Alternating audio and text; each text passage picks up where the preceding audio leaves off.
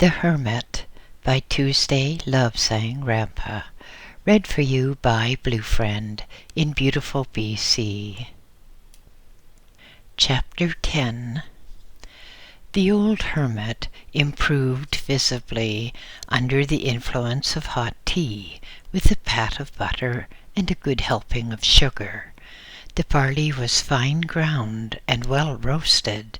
The flames from the fire shone cheeringly through the entrance to the cave, but the hour was still that between dusk and dawn, with the birds asleep in the branches and nothing but night creatures astir. The moon had sailed across the sky and was now lowering herself beyond the farthest range. From time to time, the chill wind of the night came rustling through the leaves to send the sparks a-flying from the brightened fire. The ancient man rose warily on stiffened limbs and tottered off into the inner chamber. The young monk rolled over and fell into a sound sleep before his head touched the hard-packed sand. The world about was silent. The night became darker with the darkness that foretells of the dawn soon to come. From above a solitary stone came rattling down to shatter on the boulders beneath. Then all was silent again. The sun was well advanced when the young monk awakened to a world of aches, stiff limbs, tired muscles, and hunger. Muttering forbidden words under his breath, he clambered up to his feet, grabbed the empty water can, and lurched out of the cave. The fire was a pleasant glow of red ashes. Hastily he tossed on small twigs and laid larger branches on top. Ruefully he surveyed the fast diminishing supply of wood. Gloomily he contemplated the difficulty of obtaining fresh supplies from ever and ever further afield. Glancing up at the rock face, he shuddered involuntarily as he had contemplated his climb of the night. Then off to the lake for water. "We must talk long today," said the old hermit as they finished their meager breakfast, "for I feel the heavenly fields calling upon me to hurry. There is a limit to what flesh can endure, and I have far outlived man's allotted span." The young man looked sad. He had developed a deep affection and respect for the old one, and considered that his suffering had been far too great. "I am ready when you are, venerable one," he said. "Let me just fill your bowl with water first." Rising, he swilled out the bowl and refilled it with fresh water. The old hermit commenced. "The ark appeared in the screen before me, vast and cumbersome, a vessel which would have engulfed the Patala and the whole city of Lhasa, complete with Sarah and drapung lamassaries. It bulked so huge that the humans streaming from it were, by comparison, as small as the ants which worked in the sand. Vast animals were unloaded, and crowds of new humans. All appeared dazed, doped, presumably so they should not fight. Men with strange things on their shoulders flew about as the birds fly, herding the animals and men, prodding them with rods made of metal. Around the world the ship flew, landing at many points to leave behind animals of different types. Humans who were white, those who were black, and some were yellow. Short humans, tall humans, humans with black hair, and those whose hair was white. Animals with stripes, animals with long necks, some with no necks. Never had I known there could be such a range of colors, sizes, and different types of living creatures. Some of the sea creatures were so utterly immense that I could not for a time comprehend how they could move, yet in the sea they appear as agile as the fishes in our lakes. Constantly through the air there flew small vessels, which had in them people who were keeping check on the new inhabitants of earth. On their forays they dispersed large herds and made sure that animals and humans were spread over the globe. The centuries passed, and man still was not able to light a fire, nor even shape a crude implement of stone. The wise ones held conferences and decided that the stock must be improved by introducing some humanoids who were more intelligent, who knew how to light fires and work flints. So the centuries went on, with the gardeners of the earth introducing fresh virile specimens to improve the human stock. Gradually, mankind progressed from the flint chipping stage to the fire lighting level. Gradually, houses were built and towns formed. Always the gardeners moved among the human creatures, and the humans looked upon them as gods upon the earth. The voice broke in, saying, "No useful purpose would be served in merely following the endless troubles which beset this new colony of earth. I will tell you of the salient features for the sake of your own instruction. While I speak, we will have before us suitably phased pictures, so that you may also see any point of note. The empire was great, but there came from another universe violent people who tried to wrest our possessions from us.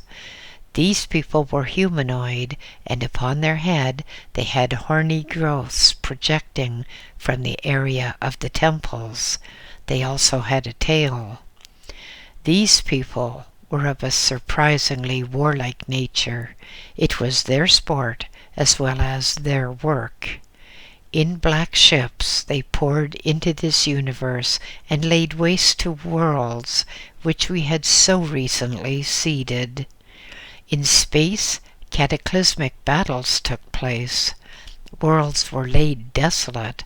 Worlds erupted into the gouts of smoke and flame, and their debris clutters the spaceways as the asteroid belt even to this day.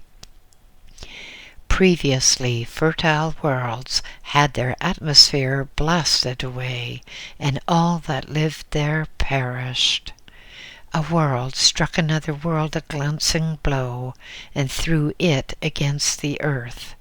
The earth juddered and shook and was pushed into another orbit, which made the earth day longer. During the near collision, giant electric discharges leaped from the two worlds. The skies flamed anew. Many of the earth humans perished. Great floods swept the surface of the world, and compassionate gardeners hurried around in their arks trying to load aboard humans and animals, that they should be safely conveyed to higher ground and safety. In later years, said the voice, this would give rise to incorrect legends throughout all earth lands. But in space, the battle was won. The forces of the Empire defeated the evil invaders and made many of them captive. The prince of the invaders, Prince Satan, pled for his life, saying that he had much to teach the peoples of the Empire, saying that he would at all times work for the good of others. His life and that of some of his leading men were spared. After a period of captivity, he expressed himself as anxious to cooperate in the rebuilding of the solar system, which he had so desecrated. Being men of goodwill, the empire admirals and generals could not imagine treachery and evil intent in others. They accepted the offer and set the Prince Satan and his officers' tasks under the supervision of empire men. On the earth, the natives were crazed by the experiences they had undergone. They had been decimated by the inundation and by the flames from the clouds. Fresh stock was brought from outlying planets where some humans had survived. The lands were now different, the seas were different. Through the complete change in orbit, the climate had altered. Now there was a hot equatorial belt, and ice formed very heavily on the polar areas. Icebergs broke away from the main masses and floated in the seas. Huge animals died in the sudden cold. Forests collapsed when their living conditions changed so drastically. Very slowly, conditions became stabilized. Once again, man started to build a form of civilization.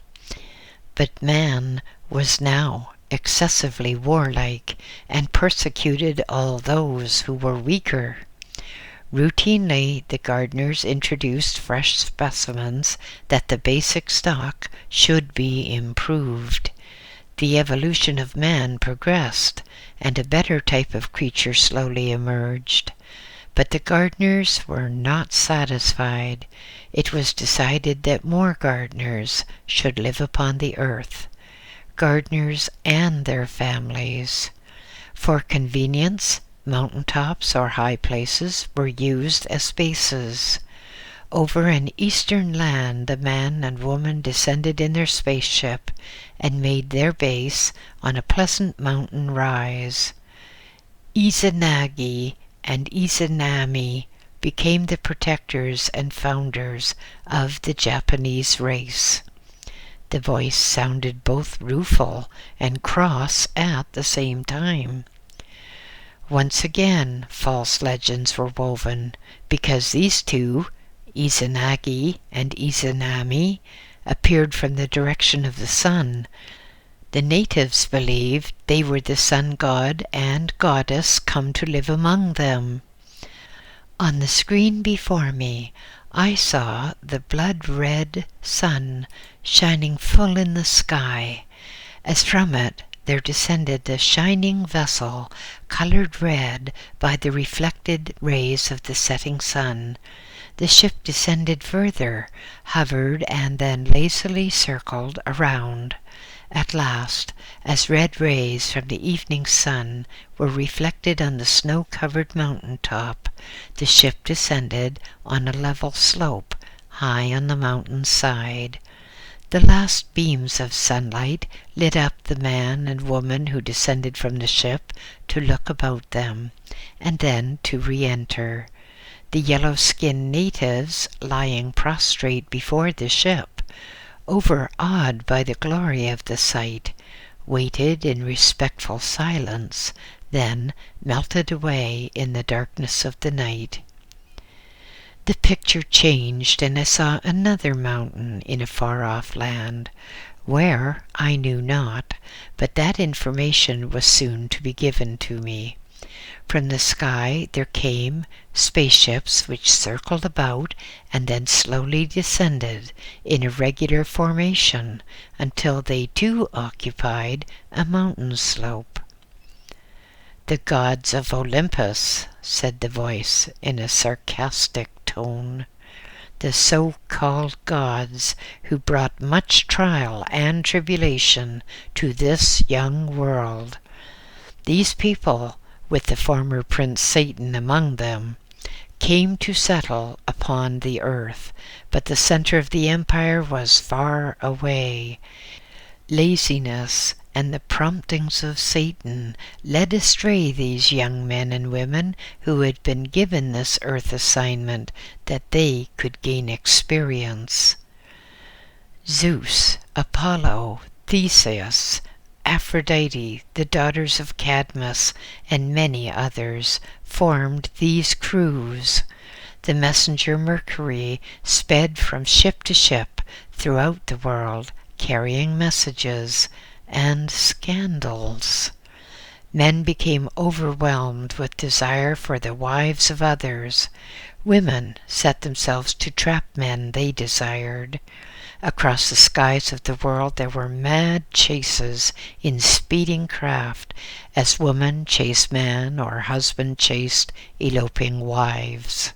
And the ignorant natives of the world watched the sex antics of those whom they deemed to be gods, thought that this was the way in which they should live. So there began an era of debauchery in which all the laws of decency were flouted. Various wily natives, more alert than the average, set themselves up as priests and pretended to be the voice of the gods. The gods were too busy with their orgies to even know. But these orgies led to other excesses, led to murders so numerous that, at long last, news of them filtered back to the empire. But the native priests, those who pretended to be the representatives of the gods, wrote down all that happened and altered sayings, that their own powers might be increased. Ever it has been thus in the history of the world, that some of the natives wrote down not what happened, but that which would enhance their own power and prestige. Most of the legends are not even an approximation of that which really took place. I was moved to another screen. Here were another group of gardeners or gods: Horus, Osiris, Anubis, Isis, and many others. Here too orgies were occurring. Here too a former lieutenant of Prince Satan was at work, trying to sabotage all the efforts to produce good for this little world.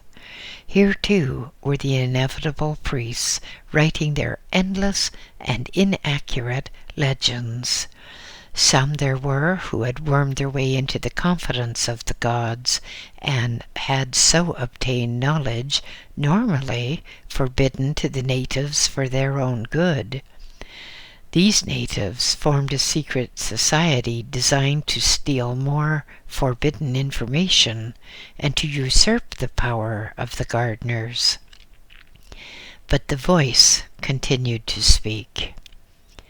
We had much trouble with certain of the natives and had to introduce measures which were repressive. Certain of the native priests, having stolen equipment from the gardeners, could not control them. They loosened plagues upon the earth. Vast numbers of the people died. Crops were affected. But certain of the gardeners, under the control of Prince Satan, had established a capital of sin in the cities of Sodom and Gomorrah. Cities in which any form of vice or perversion or depravity was considered as virtue. The master of the empire solemnly warned Satan to desist and leave, but he scoffed. Certain of the better inhabitants of Sodom and Gomorrah were advised to leave, and then, at the appointed time, a solitary craft sped through the air and dropped a small package. The cities were erased in flame and smoke. Great mushroom-shaped clouds ascended into the quaking sky, and upon the ground there was nothing but devastation, rubble of stones, melted rocks, and the incredible debris of human habitation in decay. By night the area shone with a sickly purple radiance. Very few escaped the Holocaust. Following this salutary warning, it was decided to withdraw all the gardeners from the face of the earth and to have no more contact with the natives, but to treat them as specimens from afar. Patrols would still enter the atmosphere. The world and its natives would still be supervised, but no official contact. Instead, it was decided to have upon the earth natives who had been specially trained and who could be planted where suitable people would find them. The man who later became known as Moses was an example. A suitable native woman was removed from the earth and impregnated with the seed having the necessary characteristics. The unborn child was telepathically trained and given great, for a native, knowledge. He was hypnotically conditioned not to reveal the knowledge until an appointed time. In due course, the baby was born, and further training and conditioning was given. Later, the baby was placed in a suitable container and, under cover of darkness, was deposited securely in a bed of reeds where he would speedily be found. As he grew to manhood, he was in frequent touch with us. When necessary, a small ship would come to a mountain and be concealed by the natural clouds, or even by those which we made ourselves. The man Moses would then ascend the mountain and come aboard, leaving after with a wand of power or specially compiled tablets of the commandments which we had prepared for him. But this still was not enough. We had to go through a similar procedure in other countries. In that land, which is now known as India, we specially controlled and trained the male child of a most powerful prince. We considered that his power and prestige would induce the natives to follow him and adhere to a special form of discipline, which we had formulated that there should be an improvement in the spiritual state of the natives. Gautama had his own ideas, however, and rather than discard him, we allowed him to produce his own form of spiritual discipline. Once again, we found that the disciples or priests, usually for their own gain, distorted the teachings in their writings. Thus it ever was upon the earth.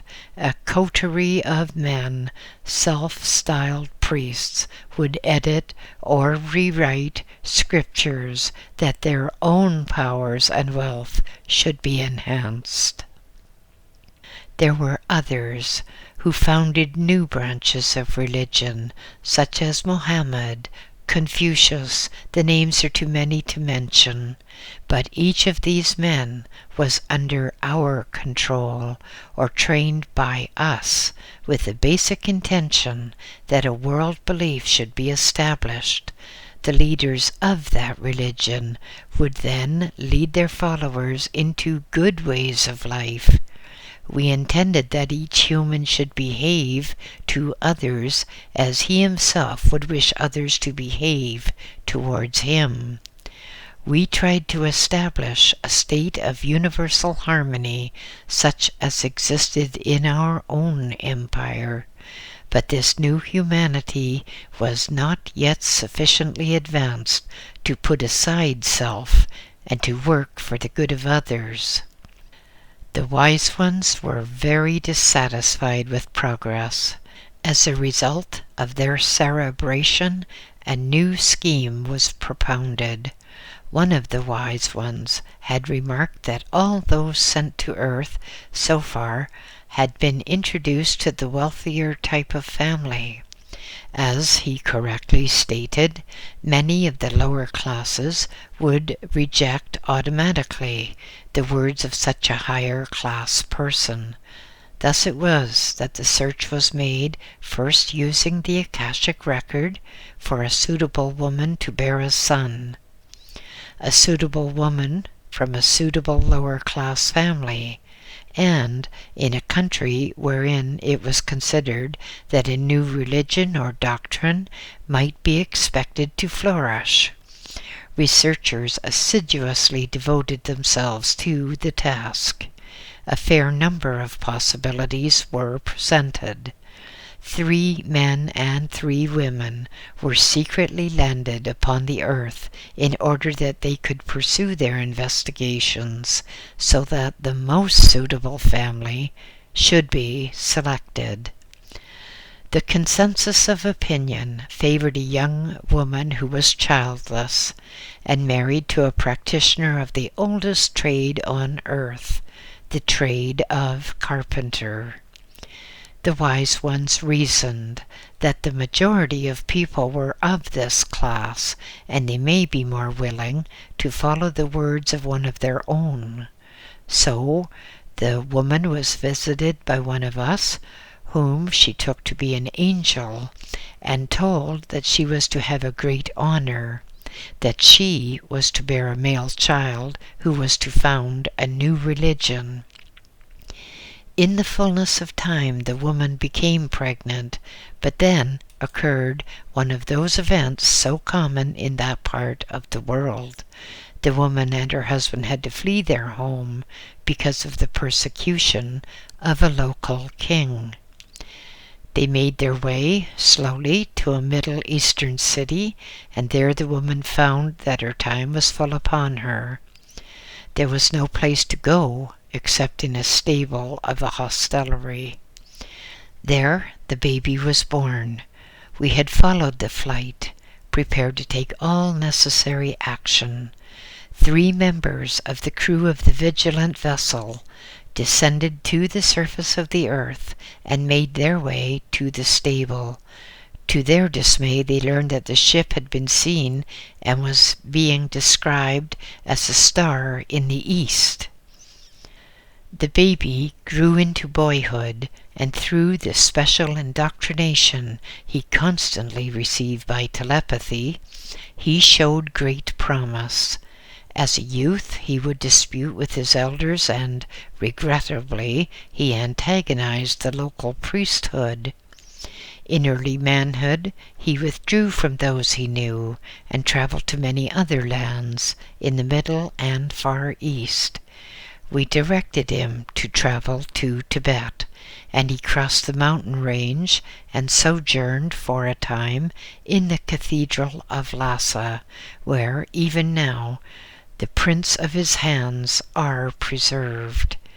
Here he received advice and assistance in the formulation of a religion suitable for Western peoples.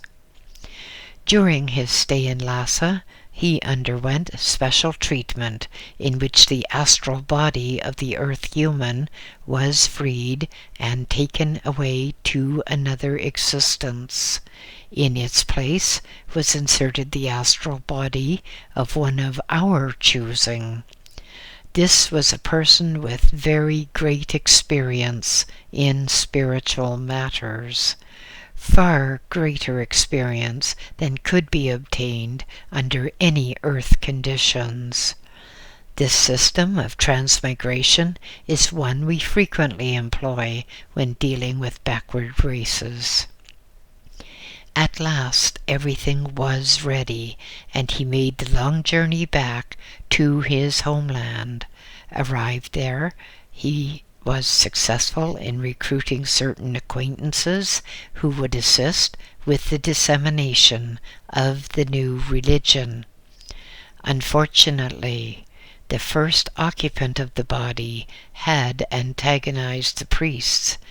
Now they remembered the fact and carefully arranged an incident under which the man could be arrested. Having control of the judge who tried the matter, the result was a foregone conclusion. We considered effecting a rescue, but, came to the conclusion that the overall result would be bad for the general population and for the new religion. The new form of spiritual discipline spread, but once again there were those who subverted it to their own ends.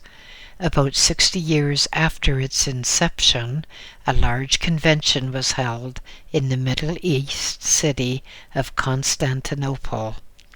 Here many priests foregathered, many of them perverted men who had depraved sexual desires and who looked upon heterosexuality as unclean.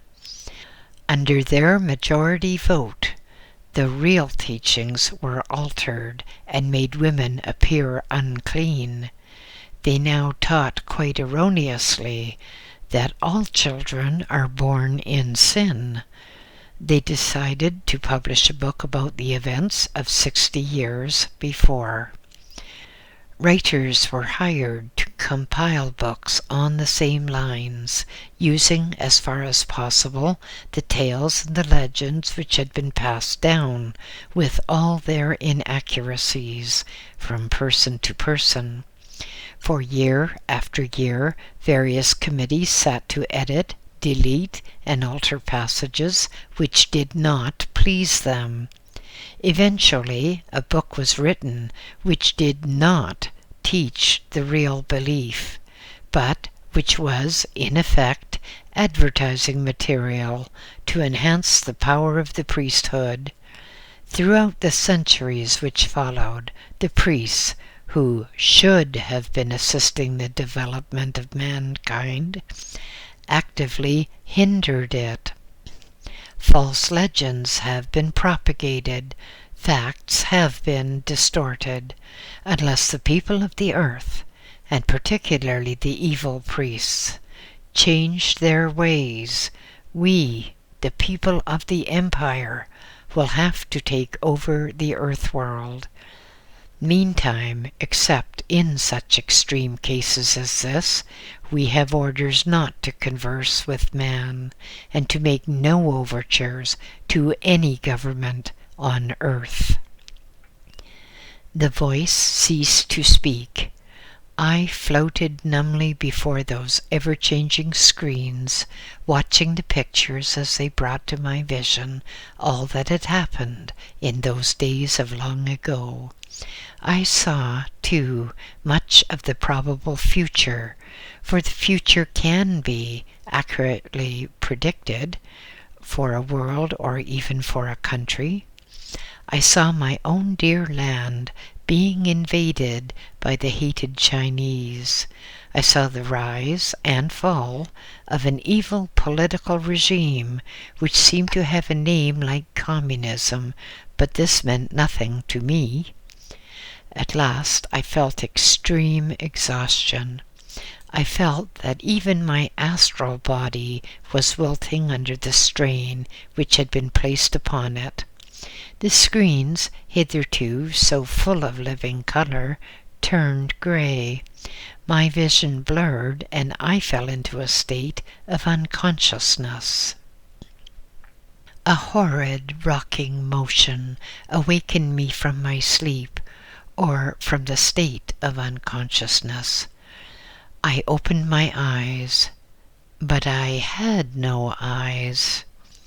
Although I could still not move, I was in some way aware that I was again in my physical body. The rocking was the table, which bore me being carried back along the space vessel corridor. An unemotional voice flatly stated, "He is conscious." A grunt of acknowledgment followed, and there was silence again, except for the shuffling of feet and the faint scraping of metal, as at times my table was bumped against a wall.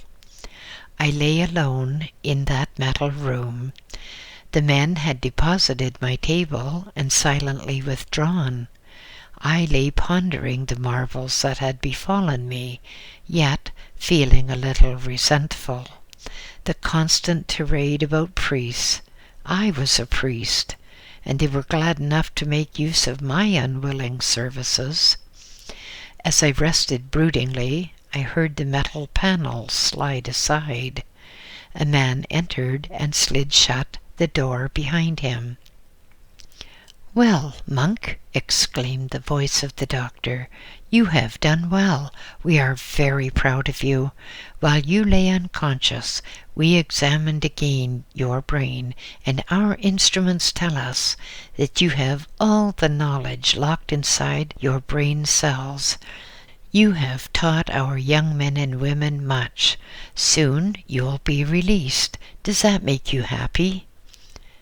"Happy, Sir Doctor?" I queried. "What have I to be happy about? You capture me, you cut off the top of my head, you force my spirit out of my body, you insult me as a member of the priesthood, and now, having used me, you're going to discard me like a man casting off his tattered body at death. Happy? What have I to be happy about? Are you going to restore my eyes? Are you going to provide a living for me? How am I going to exist otherwise?"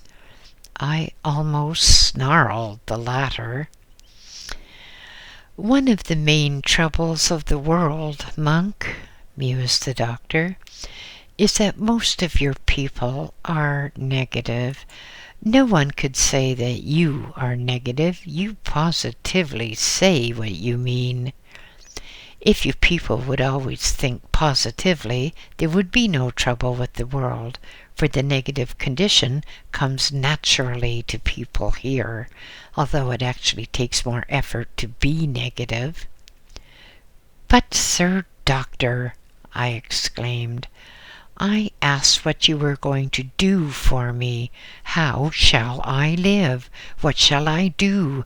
Do I just have to retain this knowledge until someone comes along who says he's the man, and then babble everything like an old woman in the marketplace? And why do you think I will do my alleged tasks, thinking as you do about priests?" "Monk," said the doctor, "we shall place you in a comfortable cave with a nice stone floor. It will have a very small trickle of water, which will supply your needs in that direction. As for food, your priestly state will ensure that people bring you food. Again, there are priests and priests. Your priests of Tibet are mainly good, and we have no quarrel with them. Did you not observe that we have previously used the priests of Tibet? And you ask about him to whom you shall give your knowledge? Remember this, you will know when the person comes. Give your knowledge to him and to none other." So I lay there entirely at their mercy. But after many hours, the doctor came in my room again, saying, "Now you shall be restored to movement. First, we have a new robe for you, and also a new bowl." Hands were busy by me. Strange things were plucked out of me. My sheet was removed, and the new robe, a new one, the first new robe I ever had, was placed about me. Then movement returned to me. Some male attendant placed an arm around my shoulder and eased me over the edge of the table. For the first time, in an unknown number of days, I again stood upon my feet. That night I rested more content, wrapped in a blanket which had also been given to me, and on the morrow I was taken, as I've already told you, and deposited in the cave where I have lived alone for more than 60 years. But now, before we rest for the night, let us have a little tea, for my task is at an end.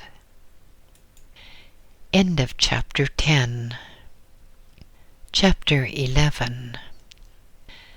The young monk sat up abruptly, the nape of his neck bristling with fright. Something had brushed by him. Something had trailed icy fingers across his forehead. For long moments he sat bolt upright, straining his ears for even the slightest sign of a sound. Wide-eyed and staring, he strove in vain to pierce the utter blackness around him. Nothing moved. No vestige of noise made the slightest ripple on his consciousness. The entrance to the cave was a mere lighter blackness, vaguely etched on the entire lack of light engulfing the cave. He held his breath, listening until he could hear the pounding of his own heart and the faint creakings and wheezes from his own organs. No rustle of sound from wind-disturbed leaves cheered him. No creature of the night called. Silence. The absolute lack of noise, which is known but to a few, and to none in populated communities. Again, light tendrils wandered across his head. With a squeak of fright, he leaped high into the air, his legs running even before he hit the ground. Dashing out of the cave, perspiring with fright, he stooped hastily over the well-banked fire. Throwing aside the enclosing earth and sand, he uncovered the red glow. Quickly he thrust in a well-dried branch and blew on the embers until it seemed his blood vessels must burst under the strain. At last the wood burst into flame. Grasping it in one hand, he hastily inserted another stick and waited for it too to flare into light. At last, with a burning branch in each hand, he slowly re-entered the cave. The flickering flames leaped and danced to his movements. His shadow was thrown grotesque and huge on either side of him. Nervously he peered about. Anxiously he searched in hope that it had been a spider's web trailing across his arm, but of that there was no sign. Then he thought of the old hermit, and he berated himself for not thinking of him before. "Venerable one," he called tremulously, "are you all right?" With straining ears he listened, but there was no reply, not even an echo. Dubiously he made his slow, frightened way forward, with the two flaring branches thrust well before him. At the end of the cave he turned right, where he had not entered before, and uttered a pent-up gasp of relief as he saw the old man sitting in the lotus position at the far end of a smaller cave. A strange flash caught his attention as he was about to silently withdraw. Staring hard, he saw that water was emerging from a rocky protrusion as drop, drop, drop. Now the young monk was calmer. "I am sorry I intruded, venerable one," he said. "I feared you were ill. I will leave you." But there was no reply, no movement. The old man sat as still as a stone statue. Apprehensively the young man advanced and then stood for a moment studying the motionless figure. At last, fearfully, he extended his arm and touched the old one on the shoulder. The spirit had withdrawn. Previously, bedazzled by the flickering flames, he had not thought about the aura. Now he perceived that that too had faded and gone out. Sadly, the young man sat cross-legged in front of the corpse and recited the age-old ritual for the dead, giving instructions for the journeying of the spirit on the way to the heavenly fields. Warnings of possible dangers laid before him in his confused state of mind by mischievous entities. At last, his religious obligations fulfilled, he slowly rose to his feet, bowed to the dead figure, and torches having long burned out, felt his way out of the cave. The pre-dawn wind was just rising and began moaning eerily through the trees. A wild keening came from a rocky fissure across which the wind was blowing and making a high organ note of dismal sound. Slowly the first faint streaks of light appeared in the morning sky, and the far edge of the mountain range could now be distinguished. The young monk crouched miserably beside the fire, wondering what to do next, thinking of the grisly task before him. Time seemed to stand still, but at last, after what seemed to be an infinity of ages, the sun advanced and there was daylight. The young monk thrust a branch in the fire and waited patiently until the end burst into flame. Then, reluctantly, he grasped the flaming branch and advanced with trembling lights into the cave and into the inner chamber. The body of the old hermit was sitting as though he were still alive. Apprehensively, the young monk bent and lifted the old body. Without much effort he raised it and draped it across his shoulders.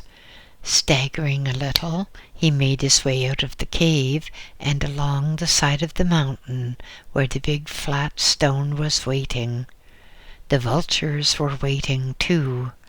Slowly the young man removed the robe from the wasted body and felt instant compassion at the sight of the skeleton thin frame with the skin so tightly stretched. Shuddering with revulsion, he jabbed the sharp-edged flint into the lower abdomen and pulled up hard. The tearing gristle and fibrous muscle made a dreadful sound, which alerted the vultures and brought them hopping nearer. With the body exposed and the body cavity gaping open, the young man raised a heavy rock and brought it down upon the skull, so that the brains came tumbling out. Then, with tears streaming down his cheeks, he picked up the old hermit's robe and bowl and trudged back to the cave, leaving the vultures quarreling and fighting behind him. Into the fire he tossed the robe and bowl, watching as the flames so quickly consumed them. Sadly, with tears plopping down to the thirsty ground, he turned away and trudged slowly down the path towards another phase of life. End of chapter 11 and end of The Hermit.